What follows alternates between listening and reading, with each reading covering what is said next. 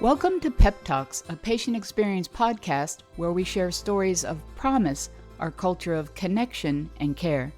In this episode, we hear from one of our own team members, Jackie Beaushaw, supervisor of Moffitt's patient library. At just 18 years old, while most young adults were starting college and navigating the challenges of young adulthood, Jackie was diagnosed with mesothelioma and undergoing cancer treatment at Moffitt. For someone so young, this experience could have been incredibly frightening, isolating, and overwhelming, and it was. But Jackie's journey took a pivotal turn when she came across a flyer for the Adolescent and Young Adult AYA program at Moffitt.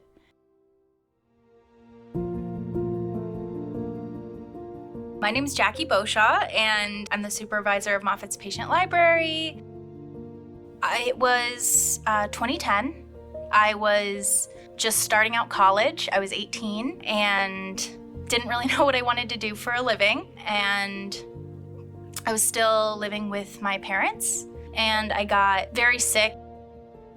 Looking back, I can see there were other warning signs, but that was the first big, something's wrong. So we go to my local emergency department. Unfortunately, I didn't get the best care at that hospital. Didn't really tell me what was happening, or didn't really have any reason for why I got sick. And then about a month later, I noticed a lump on the side of my neck. And so I went to a urgent care facility, and the doctor there was very nice, and he said, it could be nothing, but just in case, I want to do some tests. And so he did blood tests. Those blood tests showed that I had some clotting concerns.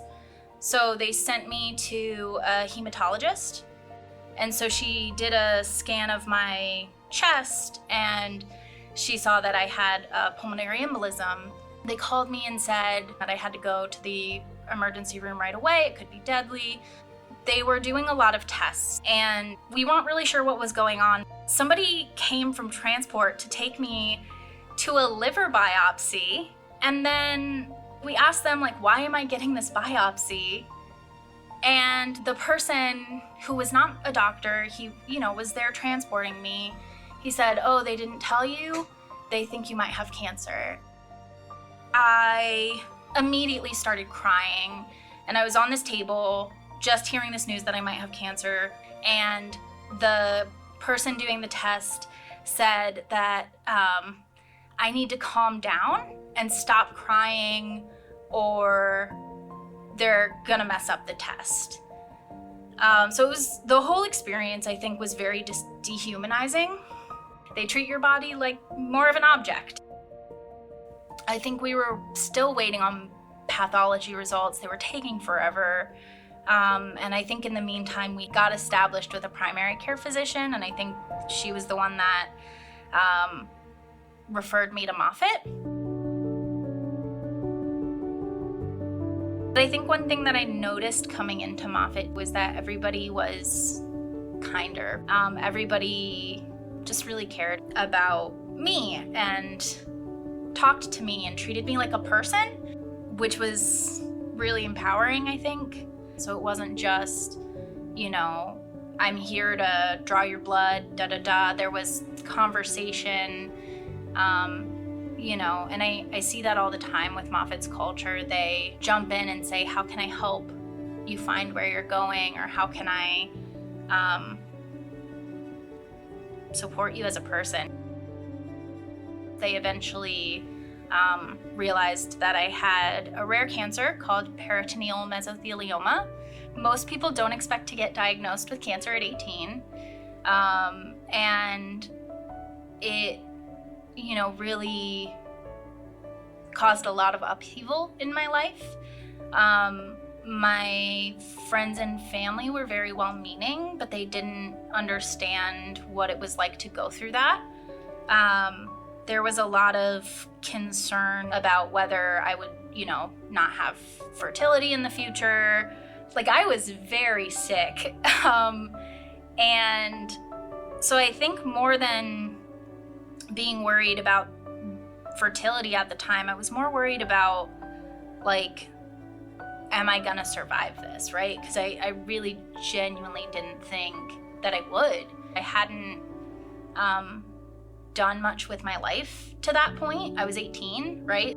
My friends were very much in a place of, college life. So I had gone to school and I had some friends and I was a daughter, but like as far as legacy, if I died, there wasn't anything that I would be leaving behind. I met with Dr. Desereau and she said we were gonna do a surgery. I had a lot of fear going into it that I wasn't gonna wake up after that surgery. She took all the time in the world to make sure that I was comfortable and that I understood what the procedure entailed and that I didn't have any questions leaving her office, which I think really made me feel good. I had a really hard time after that surgery, I think both physically and emotionally. I had my parents there, but I didn't have a lot of visitors. We don't live super close to Moffitt. We live about an hour away, and for various reasons, people's lives, they weren't able to visit me. So it was also very isolating to come out of a surgery and maybe expect people to be there and not have those people there. And I remember one thing that kind of made that surgery a bit better. I remember Lloyd with our arts and medicine program. He stopped by and asked if he could play for me, and he played Lean on Me, and it was really moving. I still get a little teary talking about it because it was just very like a moment of like he was there, A little less than a year later, I had a recurrence, and then I also had chemotherapy. And unfortunately, I didn't have the best reaction to chemotherapy. One of the only things that I think made me feel better about coming in and, dealing with all that was, my mom would drive me to chemo and we would stop for coffee. As I was waiting, I would always look forward to going to the arts and medicine studio. So I think we visited literally any time we were at Moffitt, we would be in the arts and medicine studio. And it was just nice to have a place where we could hang out and paint and just spend some time there. And the people there were always so nice. It also, I think, made me feel seen as a person too. That like, they don't just care about treating me and me getting better. They care about me being comfortable, and they care about me doing something fun while I'm waiting, which, it seems like such a small thing, but I think when you're so sick and like everything is awful, having that one bright place where you can go and make a human connection is so important.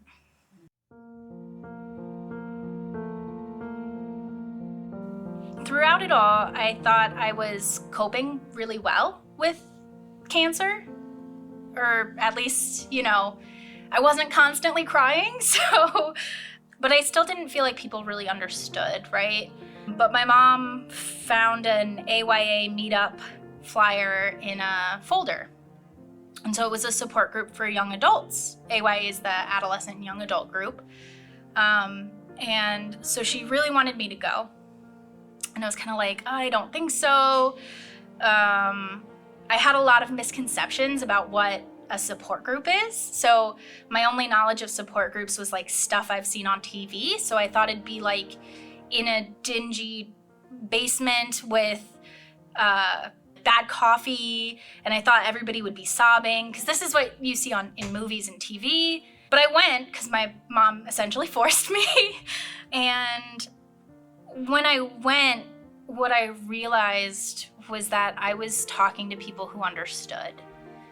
And so I was able to talk to people who got it and who had been through similar stuff, maybe not the same diagnosis. For a group of strangers just meeting, it was very personal because you're talking about even sometimes like physical symptoms, right? But it was also very quick bond because they get it. They get it more than the other people in your life who may feel bad and may care about you, but they don't get it. And so they got it, which was really nice to be able to connect with them. I don't know if there is a reason why I got diagnosed with cancer, but I feel like there had to be a reason.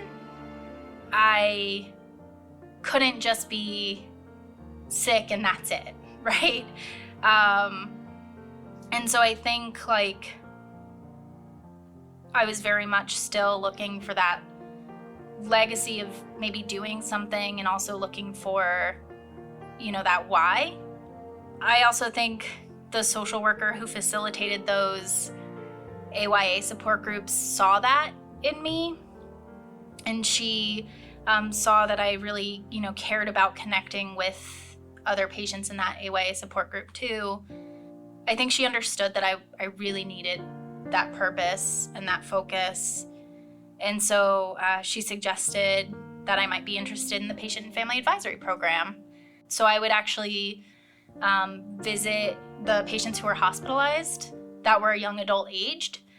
And I'd share my story enough so that they felt comfortable sharing their story. A, I was connecting with people who got it. And B, it made me feel like I was doing something with this, right? Eventually, I got invited to be on Moffitt's Patient and Family Advisory Council. What was absolutely wild to me is that they were there to listen to patients. They were there to hear from me. And like, I'm 20, don't know what I'm doing with my life, dealing with cancer, but they want to hear about what I think could be improved. I think that said a lot about Moffitt's culture too.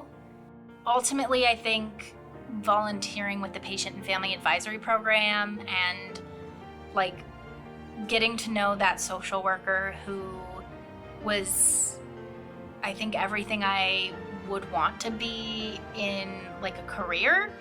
I actually changed my degree to social work, but I always knew that it didn't matter what I did, but I wanted to be back at Moffitt. Because I think at that point I had seen how much of a difference people made here. I actually started working in the patient library, and I think it's ironic that,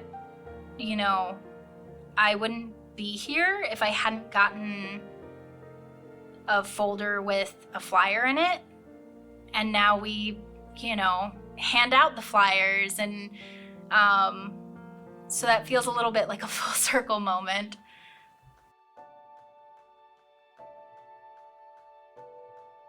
Something that I've heard from very smart people is that when you share a resource, you're planting a seed. I never would have known the impact one flyer would make on my life. Going from like a flyer that I almost threw out to, now I work here, and my whole life has changed and I have purpose. None of that would have happened had somebody not given me that flyer, but they literally changed my life. And so even if you don't feel like what you did is big, you might be changing somebody's life.